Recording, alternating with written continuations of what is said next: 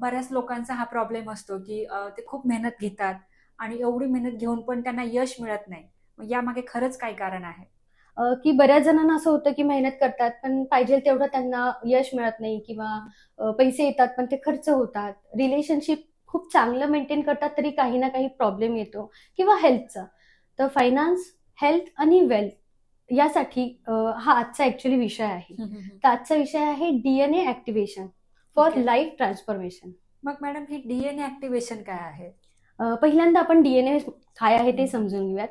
डीएनएला science, आता हा जो डीएनए ऍक्टिव्हेशन आहे ना, तो मी कसं केलाय की सायन्स आणि स्पिरिच्युअल याचा एक साथ हं, हं, हं. आपण एक कोलॅबोरेशन बोलवू शकतो. ओके. ते करून आपल्याला खूप छान ग्रोथ लाईफमध्ये कशी अचीव्ह करता येईल किंवा हं. जसं त्यांच्या लाईफमध्ये कसं लाईफ ट्रान्सफॉर्मेशन आणता येईल, हं, हं. 100% ट्रान्सफॉर्मेशन आणता येईल, त्यासाठी आजचा हा विषय आहे. ओके. तर डीएनए म्हणजे काय?